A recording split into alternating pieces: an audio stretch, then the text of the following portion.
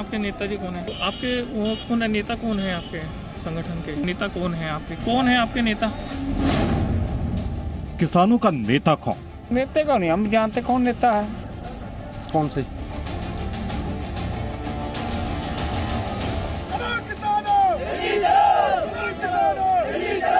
पिछले 7 दिनों से दिल्ली और आसपास किसानों का आंदोलन चल रहा है। किसानों के प्रदर्शन की तस्वीरें आप टीवी चैनलों पर भी देख रहे होंगे, लेकिन क्या आपको कोई ऐसा चेहरा याद है जिसके हाथ में किसान आंदोलन की कमान हो?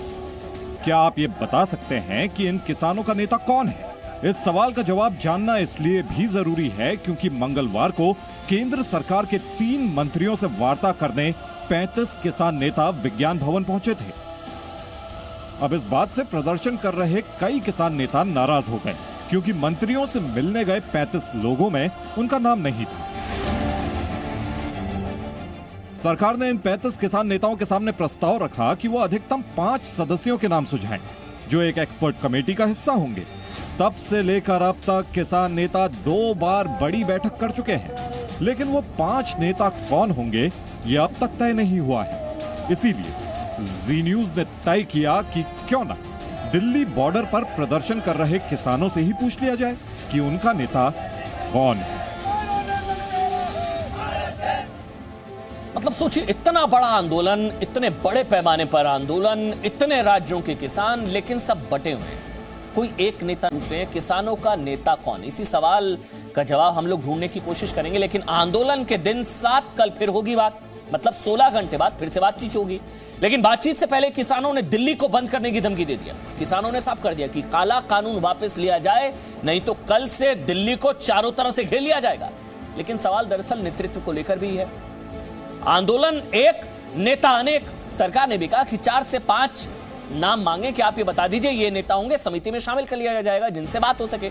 लेकिन वो नाम भी किसान नहीं दे पाए। बिना नेतृत्व और बिना नेता के आंदोलन का ही फायदा कुछ असामाजिक तत्व, कुछ आप कह लीजिए अपराधी तत्व उठाकर अपना देश विरोधी एजेंडा चलाने में लगे हुए हैं, जिसकी वजह से किसानों का आंदोलन भी बिना नेतृत्व की वजह से हाईजैक होता नजर आ रहा है। सिंधु बॉर्डर से लेकर दिल्ली नोएडा बॉर्डर तक जी न्यूज की टीम सुबह से किसान आंदोलन के नेता की तलाश में जुटी थी। इस तलाश में किसानों की तरह तरह की तस्वीरें दिखी। जंजीर में जकड़ा किसान दिखा, जलेबी बनाते किसानों की टोली दिखी, सरकार की सद्बुद्धि के लिए हवन करते अन्नदाता दिखे और सरकार को चेतावनी देते किसानों के अलग अलग सुर भी दिखे। 5 को हमने कॉल दिया है। पूरा देश में पुतला दहन करने के लिए Modi government, Ambani Adani corporate houses and other corporate houses के खिलाफ 2 कानून को रद्द करवाने के लिए, 3 कानून को रद्द करवाने के लिए और पूरे देश में किसानों की सॉलिडारिटी बनाने के लिए पूरे देश में किसान रैली निकालेंगे, धरना देंगे, पूरा मीटिंग करेंगे और पुतला दहन करेंगे मोदी गवर्नमेंट का और कॉर्पोरेट हाउसेज का। एमएसपी से कम पे खरीदना हो, ये हमारा एक बड़ा सवाल है।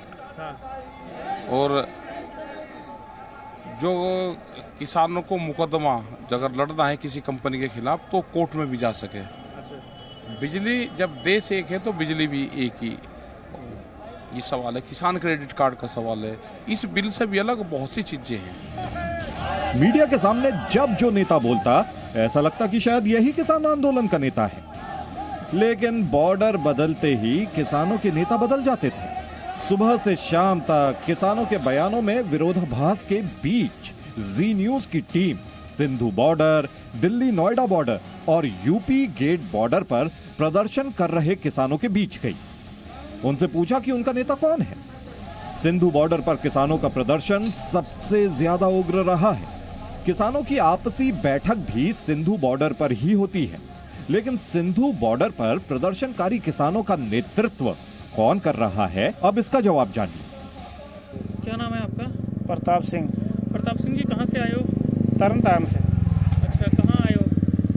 इधर ही आए, किसानों की मदद के लिए आए। अच्छा, तो आपके वो कौन है, नेता कौन है आपके संगठन के? नेता का नहीं हम जानते कौन नेता है, अच्छा अच्छा। नाम का नहीं पता। क्या नाम है आपका सरदार जी? हर भगवंत सिंह। कहाँ से आए हो? अं तरन जिले से हैं। अच्छा, कहाँ पहुँचे हो और क्या कर रहे हैं आप? दिल्ली आए हैं अपने हक के लिए। अच्छा अच्छा। और आपके नेता कौन है आपके, किस संगठन से? किसान मजदूर संघर्ष कमेटी। क्या नाम है? गुरजीत सिंह, कहाँ से आए हो सरदार जी? पटियाला जिले से। और क्या लग रहा है, सरकार आपकी बात मान रही है? मानना चाहिए, इतना संघर्ष कर रहे हैं, मानने तो चाहिए बात। कौन है आपके नेता? कौन से? आपके संगठन? गोराहा साहब। जी, कहाँ का है? पटियाला जिले से। अच्छा अच्छा। सरदार जी क्या नाम है? थोड़ा सा कितने? भगवंत सिंह, अच्छा। किससे आए हो? जिला तरन से। अच्छा। और क्या लग रहा है, सरकार मान रही है अब? सरकार मानेगी नहीं पर मनाएंगे। जी जी जी। हाँ। और कौन है आपके नेताजी, कौन है? नेता जी हमारे सरदार सुखविंदर सिंह का नाम, सुखविंदर सिंह जी। सिंधु बॉर्डर पर जितने किसान उतनी बातें, उतने नेता उतने ही संगठन। दिल्ली नोएडा पर जुटे किसानों से भी जी न्यूज की टीम का सवाल यही था। मनोज जी, आप किस राज्य से आए हैं और कहाँ से आए हैं? मैं उत्तर प्रदेश के जिला गाजियाबाद से हूँ। मेरा नाम मनोज नागर है। मैं भारतीय किसान यूनियन भानु का राष्ट्रीय महासचिव प्रदेश प्रवक्ता हूँ। आपके नेता कौन है? हमारे नेता हैं ठाकुर भानु प्रताप सिंह जी। और आप कहाँ से हैं? मैं जनपद हापुड़ से हूँ। मेरा नाम शरणजीत सिंह गुर्जर है और मैं संगठन में प्रदेश का महासचिव हूँ। आपके नेता कौन है? हमारे नेता राष्ट्रीय अध्यक्ष श्री भानु प्रताप जी हैं। आप कहाँ से आए भाई साहब, आपका नाम क्या? मैं बदायूं से आया हूँ। मैं रविंद्र सिंह, प्रदेश सचिव भारतीय किसान यूनियन भानु, और मेरे राष्ट्रीय अध्यक्ष हैं ठाकुर भानु प्रताप सिंह। क्या नाम है आपका, कहाँ से आए हैं आप? चौधरी दिवाकर सिंह, अमरोहा से आए हैं। दो शब्दों के साथ अपनी बात शुरू करना चाहूँगा। अपनी किस्मत पे एतबार किसको है, मिट जाए सुख इंतजार किसको है, कोई मजबूरी है दर्द के पास लाइए, वरना दर्द से प्यार किसको है। आपका नेता कौन है? हमारे नेता राष्ट्रीय अध्यक्ष ठाकुर भानु प्रताप जी। दिल्ली नोएडा बॉर्डर पर ज्यादातर किसान गाजियाबाद, हापुड़ और अमरोहा से आए थे, तो इनके नेता भानु प्रताप सिंह हो गए। लेकिन जैसे ही यूपी गेट पर जी न्यूज की टीम यही सवाल लेकर किसानों के बीच गई, तो किसानों के नेता हो गए राकेश टिकैत। किससे आप आए? उत्तर प्रदेश मुजफ्फरनगर। आपका नेता कौन है? राकेश टिकैत। किस राज्य से आप आए हो सर? उत्तर प्रदेश, जिला बिजनौर। और आपका नेता कौन है? हमारे नेता है राकेश टिकैत जी। अच्छा, उन्हीं के नेतृत्व में आए? उन्हीं के नेतृत्व में हम आए हैं। किस राज्य से आप आए? यूपी। नेता आपका कौन है? राकेश टिकैत राकेश टिकैत जी। उन्हीं के नेतृत्व में? जी, उन्हीं के नेतृत्व में। किस राज्य से आप यहाँ पर आए हैं? हम यूपी राज्य से मुजफ्फरनगर जिले से आए हैं। मुजफ्फरनगर जिले में रामराज जगह है और वहाँ से गुरुद्वारा प्रबंधन कमेटी की तरफ से हम यहाँ हुए हैं किसानों के साथ। आपका नेता कौन है? हमारा नेता नरेश टिकैत जी हैं। हम उनके बाकियों के नीचे काम करते हैं और किसान नेता हमारे नरेश टिकैत जी, राकेश टिकैत जी और चौधरी महेंद्र सिंह उनके उसमें है। मैं उत्तर प्रदेश के शामली जनपद से आया हूँ। और आपके नेता कौन है? राकेश टिकैत और नरेश टिकैत जी हमारे नेता हैं। मैं राष्ट्रीय उपाध्यक्ष हूँ भारतीय किसान यूनियन टिकैत। किसानों के नेता आखिर कौन है? इस सवाल के जवाब की तलाश में आपने भी गौर किया होगा कि बॉर्डर बदलते ही नेता बदल जा रहे हैं, और जिस आंदोलन का नेतृत्व ही नहीं है, उस आंदोलन की दिशा कैसी होगी, ये आप भी समझ सकते हैं। ब्यूरो रिपोर्ट, जी मीडिया। मतलब समझिए, नेतृत्व विहीन आंदोलन की कोई दिशा नहीं होती, कोई मार्ग नहीं होता, कोई बातचीत करने वाला नहीं होता। इसलिए आंदोलन हाईजैक करना आसान होता है, आप समझ रहे हैं। इसलिए किसानों के कंधे पर बंदूक रख के कुछ राष्ट्र विरोधी एजेंडा चलाने वाले टुकड़े टुकड़े गैंग की भी एंट्री हो गई है। आपने कट्टरता के ट्रैक्टर की तस्वीरें देखी इस वक्त आपकी टीवी स्क्रीन पर। खालिस्तान जिंदाबाद, एक ट्रैक्टर खड़ा हुआ है वहां पर और अभी भी खड़ा हुआ है। ये सिंघू बॉर्डर पर एक ट्रैक्टर खड़ा हुआ है जिसके ऊपर AK-47 है और खालिस्तान जिंदाबाद। मतलब ये हम जो कह रहे थे कि क्या खालिस्तान की घुसपैठ हो गई है, ये इसका सबसे बड़ा सबूत है। ये उस खबर पर मोहर लगाने वाली तस्वीर है। जी न्यूज ने आपको दिखाया कि कैसे आंदोलन के बीच खालिस्तान की एंट्री हो गई है। बरनाला स्टेशन पर तो खालिस्तान जिंदाबाद के नारे, बीच में जो आप तस्वीर देख रहे हैं खालिस्तान के नारे बरनाला रेलवे स्टेशन पर, वहां पर रेफरेंडम 2020 और खालिस्तान जिंदाबाद, भिंडरावाला की तस्वीरें, सारी तस्वीरें हैं। और वहीं टुकड़े टुकड़े गैंग भी काम पर, किसानों के नाम पर टुकड़े टुकड़े गैंग काम पर। किसानों के अंगने में नेता भी अब अपनी सियासी जमीन तलाशते हुए नजर आ रहे हैं। इसलिए हम कह रहे हैं किसान किसी के बहकावे में ना आए, किसानों को खालिस्तान से बचाओ, किसानों को टुकड़े टुकड़े गैंग से बचाओ। जिंदाबाद इंकलाब, जिंदाबाद इंकलाब, जिंदाबाद किसान एकता, जिंदाबाद जिंदाबाद जिंदाबाद। किसानों के सम्मान में नारी शक्ति मैदान है।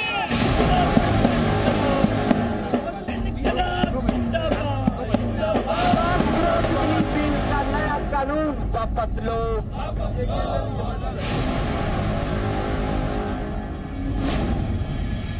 किसानों के आंदोलन में नेताओं का क्या काम? संयुक्त किसान मोर्चा की इस प्रेस कॉन्फ्रेंस में आपका स्वागत है। ये हैं योगेंद्र यादव, आम आदमी पार्टी के पूर्व नेता और स्वराज इंडिया के अध्यक्ष। शाम 5 बजे जब किसान प्रेस कॉन्फ्रेंस करने आए तो उनके साथ योगेंद्र यादव भी थे। ये क्या है?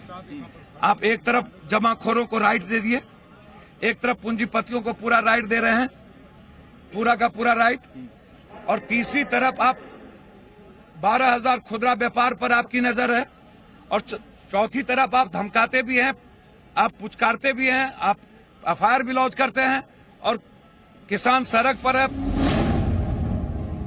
ये है पप्पू यादव, जन अधिकारी पार्टी के अध्यक्ष। बिहार में विधायक का चुनाव हारने वाले पप्पू यादव भी मंगलवार को किसान आंदोलन में शामिल होने दिल्ली के गाजीपुर बॉर्डर पर पहुंच गए। भीम आर्मी के नेता चंद्रशेखर आजाद भी किसान आंदोलन के नाम पर दिल्ली बॉर्डर पर थे। ये ऐसे नेता हैं जो हर मौके पर अपनी सियासत के लिए जमीन खोजते हैं।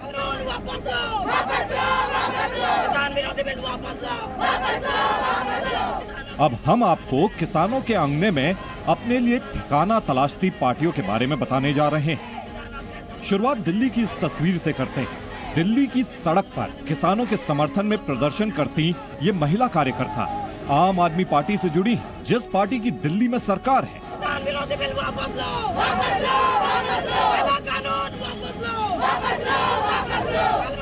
अब एक तरफ इस तस्वीर को देखिए और दूसरी ओर आज से करीब 2.5 महीने पहले की राज्यसभा की इस तस्वीर को देखिए, जब आम आदमी पार्टी के सांसद संजय सिंह ने कृषि बिल के खिलाफ राज्यसभा के उप सभापति का अपमान किया था। ये लड़ाई सिर्फ हमारे किसान भाइयों की नहीं है, ये हम सबकी लड़ाई है। जरा सोचिए, जो 2 वक्त की रोटी हम खाते हैं वो हमारे किसान भाइयों की मेहनत की उगाई हुई होती है। हम सबको इस लड़ाई में अपने किसान भाइयों का साथ देना है। अब देश की सबसे पुरानी पार्टी कांग्रेस की बात करते हैं। इससे पहले कि हम कुछ कहें, पहले कांग्रेस के प्रवक्ता रणदीप सुरजेवाला की बात सुनिए। दुर्भाग्य ये है कि देश के कृषि मंत्री ने विशेष कमेटी का जुमला पेश कर देश और किसानों की आंखों में धूल झोंकने का काम किया। कांग्रेस के प्रवक्ता के इस बयान की पृष्ठभूमि समझने के लिए 2 महीने पहले इंडिया गेट की इस तस्वीर को देखिए, जहां कांग्रेस के कार्यकर्ता ट्रैक्टर जला रहे थे। और इस घटना के कुछ दिनों बाद ही राहुल गांधी पंजाब के शाही ट्रैक्टर की सवारी कर रहे थे। किसान भाइयों से भी यही कहना चाहते हैं कि भैया, जो लोग बहका रहे हैं उनकी नीयत जो है वो बिल्कुल जो है वो कहीं ना कहीं नीयत में खोट है, और उस नीयत के खोट को समझना चाहिए। जो आशंकाएं पैदा कर रहे हैं, जो भ्रम पैदा कर रहे हैं कि ऐसा होगा तो ऐसा हो जाएगा, तो ये भ्रम का भूत जो खड़ा कर रहे हैं लोग, ये निश्चित तौर से न किसान के हितैषी हैं और न ही किसानों के हित का कभी उन्होंने सोचा है। कम्युनिस्ट पार्टी और आरजेडी जैसे राजनीतिक दल भी किसानों के समर्थन में प्रदर्शन कर रहे हैं, लेकिन सड़कों पर इन सियासी दलों को कितना समर्थन मिल रहा है, ये प्रदर्शनकारी किसान भी अच्छी तरह समझते हैं। ब्यूरो रिपोर्ट, जी मीडिया। लेकिन दिल्ली एक तरीके से अगर देखा जाए तो एक जेल में तब्दील हो चुकी है। दिल्ली के ना अंदर कोई आ सकता है ना बाहर कोई जा सकता है। सारे बॉर्डर सील कर दिए गए हैं, बुरा हाल है। सरकार और किसानों के बीच अब चौथे दौर की वार्ता, 16 घंटे से भी कम का समय बचा है। हमने आपको बताया। अब सबको उम्मीद है कि कल क्या होगा, क्या बातचीत होगी, कोई नतीजा नहीं निकलेगा, नहीं निकलेगा। लेकिन आज किसान आंदोलन का आज 7वां दिन है। देखिए 26 नवंबर को शुरू हुआ था, 26, 27, 28, 29, 30, 1, 2 और आज जो है 2 दिसंबर है। कुल मिलाकर 7वां दिन है। 3 बार दोनों पक्षों के बीच बातचीत हो चुकी है, 3 बार, और कल 4थी बार किसान और सरकार बातचीत की टेबल पर फिर से आमने सामने होंगे। सरकार और किसानों के बीच चौथे दौर की बैठक से पहले दोनों पक्षों की तैयारी पूरी हो चुकी है। गृह मंत्री अमित शाह के आवास पर आज कृषि मंत्री नरेंद्र सिंह तोमर और पीयूष गोयल ने करीब 1 घंटे तक बैठक की। जो भी विषय आएगा बैठक में, उस बैठक में विषय पर चर्चा होगी। कौन सी चीज कहां निराकृत की जा सकती है उसका कानूनी पक्ष देखा जाएगा, उसके बाद कोई निर्णय की दिशा तय होगी। सूत्रों के मुताबिक किसानों की समस्याओं पर बात करने के लिए सरकार ने कई मंत्रालयों के अधिकारियों की लिस्ट तैयार की। इस सूची में कृषि, गृह और उपभोक्ता मामलों के मंत्रालय के अधिकारी शामिल होंगे। तीनों कृषि बिल के अलग अलग प्रावधानों पर एक वरिष्ठ अधिकारी विशेषज्ञ के तौर पर किसानों को समझाने की कोशिश करेंगे। मुख्य तौर पर सचिव स्तर के अधिकारियों को इसमें शामिल किया जाएगा। दूसरी ओर किसानों ने भी बैठक की और आज शाम प्रेस कॉन्फ्रेंस कर सरकार से कानून को रद्द करने की मांग कर दी। 3 कानून के ऊपर हमारे पास वो सब है एविडेंस, बल्कि हम सब उस चीज़ों को जो सेक्शन वाइज वो मांगते हैं हम देंगे उनको लिखकर, लेकिन एक एक पॉइंट के नीचे हम लिखेंगे इसलिए हम इनको रिपील करना मांगते हैं, इसलिए हम इनको रद्द करना चाहते हैं। ये 7 या 10 पेज का हम उनको लिखकर भेज देंगे। सरकार की मर्जी है कि हमारी बात माने, अगर नहीं मानेंगी तो ये आंदोलन जो उनको हमने बताया है कि हमारा आंदोलन ऐसे ही जारी रहेगा। आंदोलनकारी किसानों ने धमकी दिया कि अगर उनकी मांगे नहीं मानी गई तो दिल्ली जाम तय है, और तो और अवार्ड वापसी मुहिम चलाने की भी धमकी दी गई है।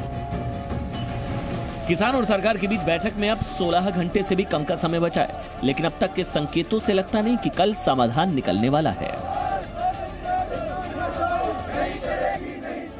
देखिए, आंदोलन कभी भी हो, कैसा भी हो, परेशान आम आदमी ही होता है। परेशानी आम आदमी की बढ़ती है। ये तस्वीरें देखिए आप, आज यही दिन भर ये हाल रहा, क्योंकि दिल्ली से नोएडा, दिल्ली से हरियाणा, या दिल्ली से गुड़गांव, या दिल्ली से पंजाब, सारे दिल्ली के एंट्री पॉइंट्स ब्लॉक कर दिए गए, सील कर दिए गए। वहां पर किसानों का जमावड़ा। नतीजा ये हुआ, दिन भर ये तस्वीरें देखने को मिली, लंबा लंबा जा। प्रदर्शन कभी भी हो, परेशान आम आदमी ही होता है। बंधक एक तरीके से इस आंदोलन ने दिल्ली को बना लिया।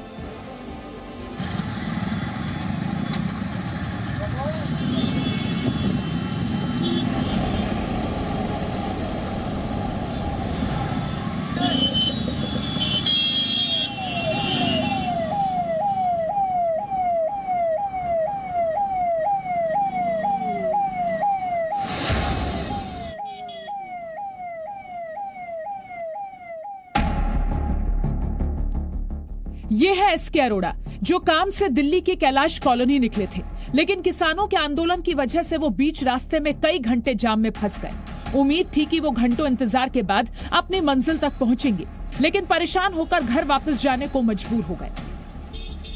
मैं कैलाश कॉलोनी जा रहा था, यहाँ डीएनडी प्लाजा पार करते ही पूरा जाम है। यहाँ पर बहुत लेट हो जाएंगे, हमारा काम आज होगा नहीं, घर वापस जाना पड़ेगा। बहुत परेशानी हो रही है। परेशानी तो होगी, ये पॉलिटिक्स है, ये कांग्रेस की होगी, ये पब्लिक को परेशान कर रहे हैं और कुछ नहीं। कुछ ऐसी ही परेशानी में दिल्ली का हर दूसरा शख्स आज फंसा हुआ था। ट्रैफिक जाम मिल रहा है और ये कृषि जो आंदोलन जो चल रहा है उसके चक्कर में आम जनता भी परेशान है। अच्छी बात है, चलो ये कर रहे हो, अच्छी बात है, लेकिन ये आम जनता परेशान क्यों हो रहा है? मेरे ड्यूटी अगर चला जाएगा 600 रुपए का नुकसान हो जाएगा, कौन भरेगा? सरकार तो नहीं आएगी भरने के लिए। अमित भी बुलंदशहर से दिल्ली काम के लिए आए थे। बुलंदशहर से नोएडा तो वो करीब 1.5 घंटे में पहुंच गए, लेकिन जहां जाना था वहां से बस कुछ ही दूर उन्हें घंटों इंतजार करना पड़ा। बुलंदशहर से आने में मेरे को 1-1.5 घंटा लग गया था। यहाँ तक आधा घंटा, आधा 1 घंटा। अभी तो फिर प्रॉब्लम सॉल्व भी नहीं हो पाई है ना, अभी कितना टाइम और लगेगा यहाँ। दिल्ली के संकट काल की ये तस्वीरें यहीं खत्म नहीं होती। किसानों का आंदोलन तो दिल्ली की सीमाओं पर हो रहा है, लेकिन दिल्ली थम गई है। जो लोग घर से काम के लिए निकले वो सड़कों पर ऐसे फंसे कि ना तो आगे बढ़ पा रहे थे और ना ही वापस घर जा सकते थे। बहुत प्रॉब्लम हो रहा है। मुझे यहाँ DND उतर के सेक्टर 15A में जाना था और वो भी नहीं कर पा रही हूँ। फिर मुझे ग्रेटर नोएडा की तरफ भेजा, वहाँ भी रास्ता बंद है। So it's really impossible to get there. I can't meet my masi and now I have to figure out how to get back to Gurgaon. आंदोलन का असर दिल्ली NCR की सड़कों पर ऐसा था कि आज कई लोग जो मिनटों में अपने दफ्तर पहुंच जाते थे, वो घंटों इंतजार के बाद भी दफ्तर नहीं पहुंच सके। मैं जा रही थी नोएडा सेक्टर 15 एंड मेरा ऑफिस था, 9 बजे का मेरा ऑफिस होता है। उसके लिए मैं 8:30 घर से निकलती हूँ। बट जैसा कि मैं यहाँ पे देख पा रही हूँ, यहाँ पे जाम इतना है एंड रास्ते ब्लॉक कर दिए गए हैं एंड उस वजह से मैं ऑफिस भी नहीं जा पा रही हूँ। यहाँ पे मेरे को साइड में यहाँ पे बिकॉज एक हाईवे ही है जिससे हम जल्दी पहुँच सकते हैं, अंदर के रास्ते पूरे जाम कर रखे हैं। उस वजह से बहुत प्रॉब्लम हो रही है ऑफिस जाने में। दिल्ली से नोएडा और नोएडा से दिल्ली जाने वाला हर शख्स आज इन्हीं मुश्किलों से दो चार होता रहा। ट्रैफिक की स्थिति आज दिन में कैसी थी, इन तस्वीरों से आप अंदाजा लगा सकते हैं। वहीं दूसरी तरफ किसान किसी कीमत पर आंदोलन में नरमी बरतने के मूड में नहीं दिखे। दिल्ली की सीमाओं पर और नोएडा की कई जगहों पर किसानों का आंदोलन और उग्र होता गया। लोगों की परेशानी पर जब किसानों से बात करने की कोशिश की गई तो उन्होंने अपनी मांगों के बदले कुछ भी मानने से साफ इनकार कर दिया। हमने बड़े शांतिपूर्वक ढंग से पूरे पंजाब में पूरे 2 महीने हमने संघर्ष किया, हमने रेलें जाम की, लेकिन सरकार के कान पर कोई जूं नहीं सरकी। मजबूर किया हमें पंजाब के लोगों को कि यहाँ दिल्ली आने के लिए। ये सरकार की जिम्मेवारी है कि इसका कोई समाधान निकाले। सरकार पर जिम्मेवारी आती है, हमारी जिम्मेवारी नहीं है ये। प्रदर्शन कर रहे किसानों ने साफ कहा कि जब तक उनकी मांगे सरकार नहीं मानेगी, उनका आंदोलन रुकने वाला नहीं है। ये शाहीन बाग जैसा हम धरना नहीं करना चाहते। हम यहाँ अपनी मांग मनवाने आए। हम कोई राजनीतिक या पॉलिटिक्स से प्रेरित व्यक्ति नहीं है, शुद्ध किसान हैं। कुल मिलाकर किसानों का आंदोलन थमता नहीं दिख रहा और उससे लोगों की परेशानी भी बढ़ने वाली है। ब्यूरो रिपोर्ट, जी मीडिया।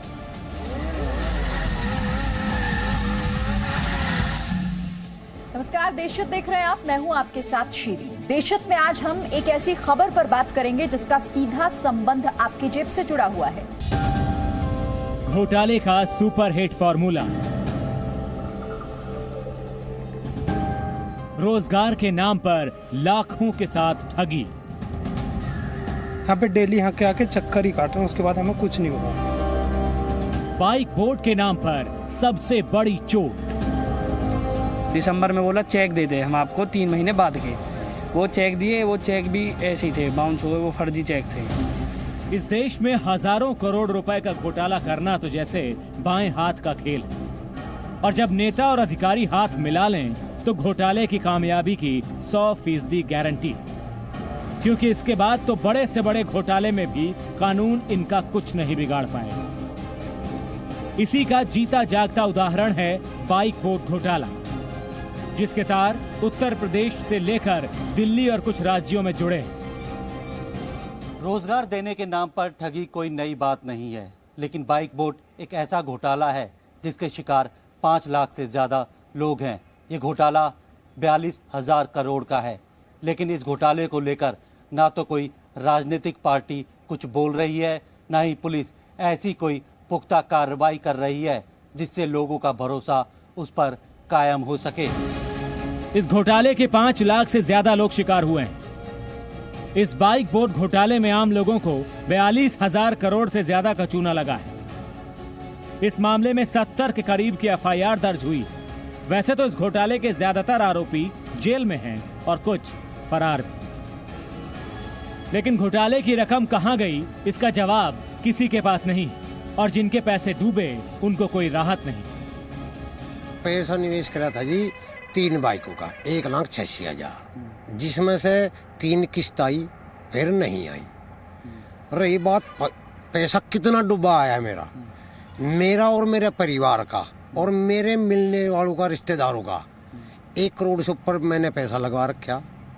और उम्मीद की अगर मैं बात करूं तो उम्मीद कुछ नहीं दिखाई दे रही सर। हमारे पास में सर आप ये मान के चलो सर, बैंक वालों के फ़ोन आते हैं सर, बैंक वालों को भी सर अब फ़ोन उठाने, बैंक वालों नहीं सर फ़ोन करने बंद कर दिए। मैं कहा भैया आप कुछ भी कर लो भैया, मैं मार लो, मैं जेल में डाल दो, कुछ भी कर दो भैया, हमारे पास में नहीं है पैसे देने के लिए। अब आपको मेरे साथ तकरीबन से 8.5 लाख रुपए डूबे हैं सर यहाँ पे मेरे। इनकी गलती बस इतनी थी कि ये पैसा कमाना चाहते थे, लेकिन अपनी पूंजी को डबल करने के चक्कर में ये अपना सब कुछ लुटा बैठे। 1,86,300 रुपये लगाए जी, 5% ब्याज पर लेकर, और एक किस्त मिली हमें केवल, और कुछ नहीं।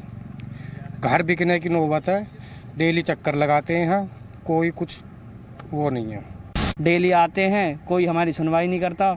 इतने महीने हो गए कि ऊपर ज़्यादा घर वाले पूछते हैं क्या हुआ क्या हुआ। अब घर से भी थोड़ा सा ऐसे ही मिलता है। लोकल है, मतलब छोटे आदमी है, कोई ज़्यादा बड़ी वो नहीं है, डेयरी चलाते हैं, बस इसमें इन्वेस्टमेंट में फंसे पड़े हैं। इस घोटाले के बीज 2017 में बोए गए थे। यूपी के गौतम बुद्ध नगर में बीएसपी के नेता संजय भाटी ने साल 2017 में गर्वित इनोवेटिव प्रोमोटर लिमिटेड के नाम से एक कंपनी बनाई। फिर बाइक बोट नाम से उसकी सब्सिडियरी कंपनी 1 अगस्त 2017 से शुरू की गई। संजय भाटी ने इस स्कीम के तहत लोगों को लालच दिया कि उनकी एक बाइक पर 62,100 रुपए निवेश करने पर 9,765 रुपए हर महीने मिलेंगे, जो कि साल का 1,17,180 रुपए हो जाएगा। शुरुआत में लोगों ने इस स्कीम में कम दिलचस्पी दिखाई, लेकिन जब लोगों ने देखा कि संजय भाटी की बाइक का उद्घाटन मेरठ के आईजी रामकुमार वर्मा ने किया है और उनकी कंपनी में सेना से रिटायर हुए लोगों को डायरेक्टर बनाया गया है, इतना ही नहीं, जिन लोगों ने शुरू में बाइक बोर्ड कंपनी में निवेश किया उनको वादों के मुताबिक रिटर्न भी मिल रहे हैं। इसके बाद तो लोगों ने जमकर पैसा लगाना शुरू किया। तुम्हारा पैसा चाहिए। निवेशकों में ज्यादातर मध्यम वर्गीय परिवार के लोग थे, जिन्होंने अपना पेट काट कर जो पूंजी जोड़ी थी उन्होंने अपनी मर्जी से ही ठगों की झोली में पैसे डाल दिए। बहुत सारे ऐसे लोग भी थे जिन्होंने कर्ज लेकर भी इस स्कीम में निवेश किया। एक वक्त पर कंपनी की पैन इंडिया में 23 जिलों में बाइक चल रही थी। 110 जिलों में और चलाने की प्लानिंग थी, जिसके बाद कंपनी ने ज्यादा पैसे कमाने के लिए गर्वित ई बाइक को लॉन्च किया, जिसकी कीमत थी 1,24,200 रुपए, जिसमें निवेश करने पर 16,939 रुपए महीने देने का लालच दिया गया, जो कि एक साल में 2,03,268 रुपए बनता। इस बाइक का उद्घाटन दिल्ली के एक 5 सितारा होटल में मौजूद special commissioner law and order Sanjay Singh ने किया था। पुलिस के इतने बड़े अधिकारी के हाथों उद्घाटन होता हुआ देख लोगों का भरोसा कंपनी पर पूरी तरह से जम चुका था, लिहाजा लोगों ने बढ़ चढ़कर कंपनी में निवेश किया। बस फिर क्या था, कंपनी ने 1 दिसंबर 2018 के बाद लोगों को पेमेंट देना बंद कर दिया। जब लोगों ने इसकी शिकायत की तो कंपनी ने 2.5 लाख फर्जी चेक लोगों को थमा दी, जिस पर कंपनी के डायरेक्टर करण पाल के दस्तखत थे। वो सारे चेक बाउंस हो गए थे, जिसके बाद कंपनी ने अपने ऑफिस में ताला लगा दिया। अपने आप को ठगा पाए जाने के बाद लोगों ने अलग अलग राज्यों में करीब 70 एफआईआर दर्ज करवा दी। एफआईआर में दर्ज ज्यादातर लोगों को पुलिस ने गिरफ्तार भी कर लिया, जबकि कुछ अब भी फरार चल रहे हैं। इस मामले में 800 पीड़ित दिल्ली के रहने वाले हैं।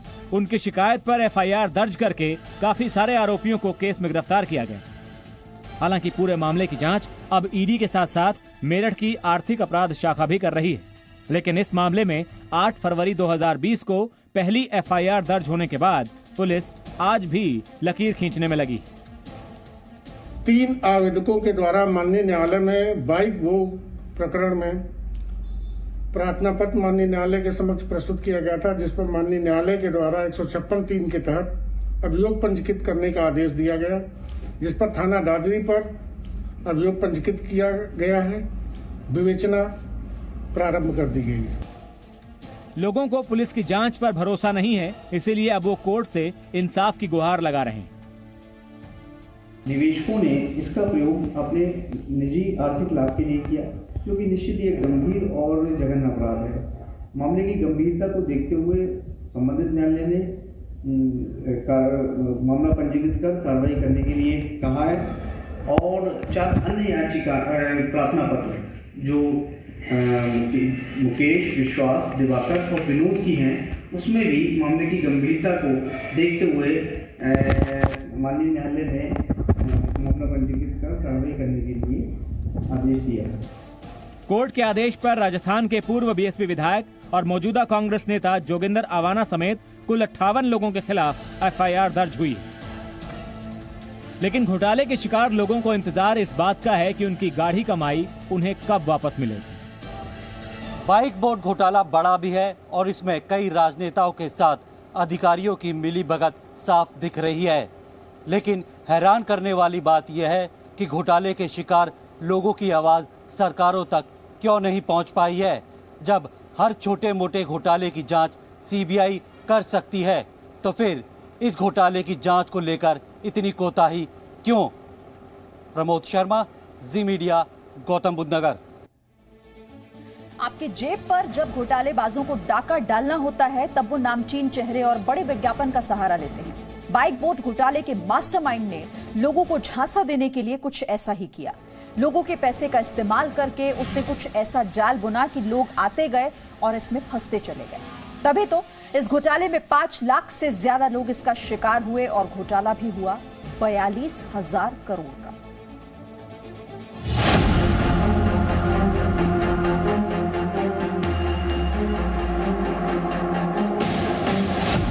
बड़े बड़े नाम, बड़े बड़े इवेंट, उत्तर प्रदेश से श्री छोटे सिंह फौजी, अखबारों में बड़े बड़े विज्ञापन। लोगों को लुभाने का यही नायाब तरीका था बाइक बोर्ड के घोटालेबाजों का। संजय भाटी ने पहले तो दोगुने कमाई का लालच दिया, लेकिन जब शुरुआत में लोगों ने ज्यादा दिलचस्पी नहीं दिखाई तो संजय भाटी ने बाइक का उद्घाटन तब के मेरठ के आईजी राम कुमार वर्मा से करा दिया। अपनी कंपनी में सेना से रिटायर हुए लोगों को डायरेक्टर बना दी और अपने डायरेक्टर को महंगी महंगी गाड़ियां भी दे दी। कंपनी तो यहां तक दावा करती थी कि उसने रिलायंस का बिग टीवी खरीद लिया है और इसका प्रचार प्रसार भी जमकर किया गया। देश के अखबारों में कंपनी के संस्थापक संजय भाटी की फोटो के साथ फ्रंट पेज विज्ञापन दिया जाता था। कई यूनिवर्सिटी खरीदने का भी दावा किया गया।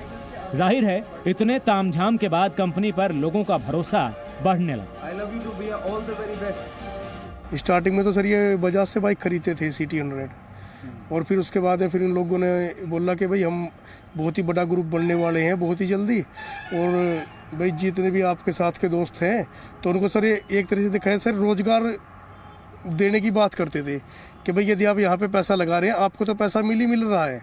अब चेक जाते रहे, अब जनता थोड़ा नॉर्मल दबाव बनता रहा, भाई चलो कोई बात नहीं, जब चेक आ गए तो कोई दिक्कत नहीं, भैया काम होगा, एक दूसरे को समझा रहे थे।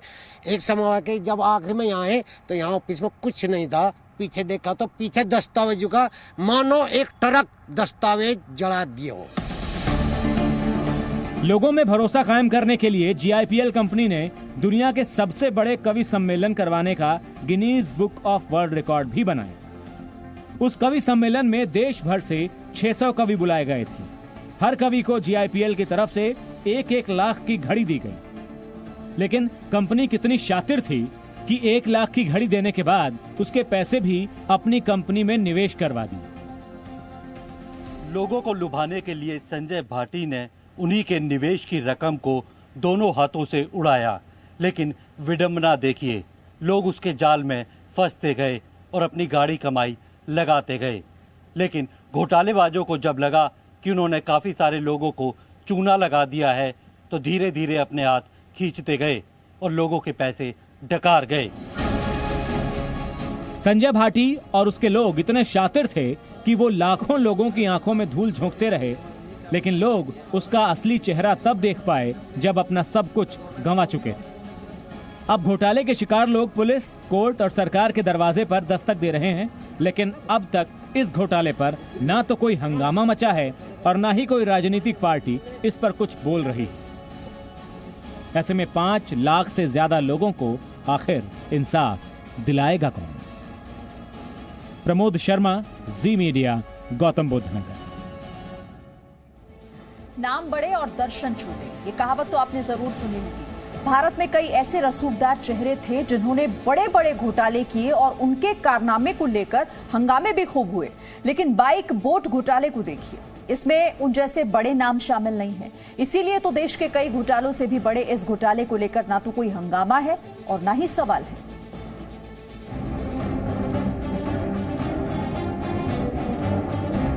नीरव मोदी का घोटाला 13,000 करोड़। विजय माल्या का घोटाला 9,000 करोड़, बाइक बोर्ड घोटाला 42,000 करोड़।